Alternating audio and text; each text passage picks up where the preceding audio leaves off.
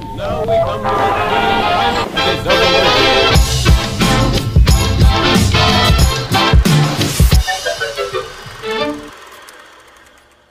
Gawa tayo ng saging na turon with langka. Good afternoon mga kamam. Si Katerika na naman ang araw. Kanina pong umaga ay pumunta ako ng palengke at namili ako para sa aking tindahan. And then, ayan, meron ako nabili dito na worth 20 pesos na saging. Doon muna tayo sa murahin mga kamam. Talaga namang napakamahal ng bilihin. Ay, pasensya na po kayo sa aking kamay at ang ulam ko po ay itlog na maalat. Kaya, ganyan po yung aking kamay. So, ayan, nabalatan na natin yan. Hatiin natin. Para madaling maluto.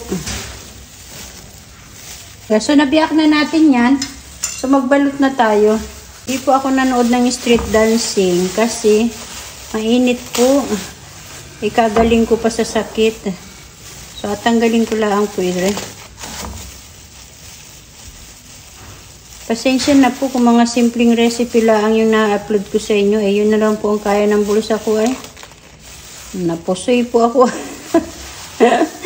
Hindi ko pa po kayo natutur sa aking pinarenovate na bahay. As in, tapos na po siya. Yung cabinet na lang wala pa kaya hindi ko kayo may tour eh.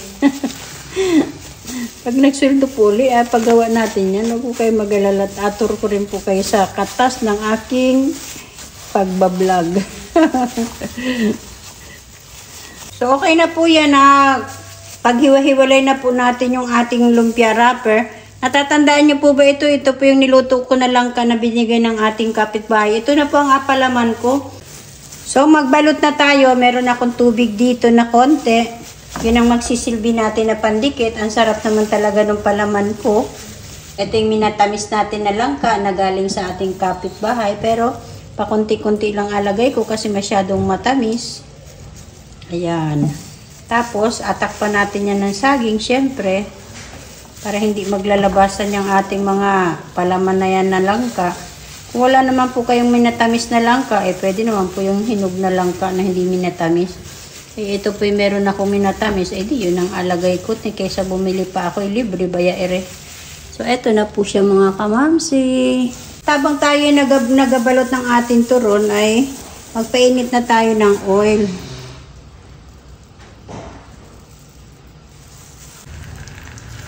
Yung masyadong lakasan yung ating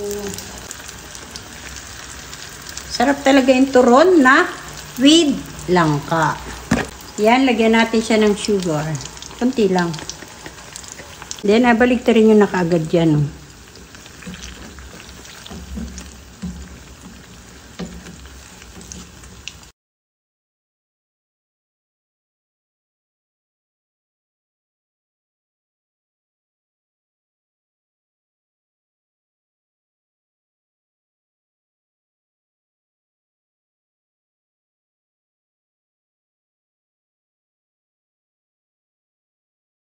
Napakabango mga kamamsi. Napakabango, napakasarap. So, eto na. Luto na yung ating saging turon with langka.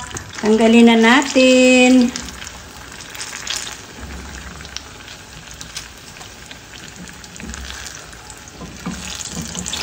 Mas maganda yung merong coated na sugar. O, diba mga kamamsi, sa isang piling na saging, marami ang makakakain. 16 persons ang makakakain kasi isa-isa lang po sila.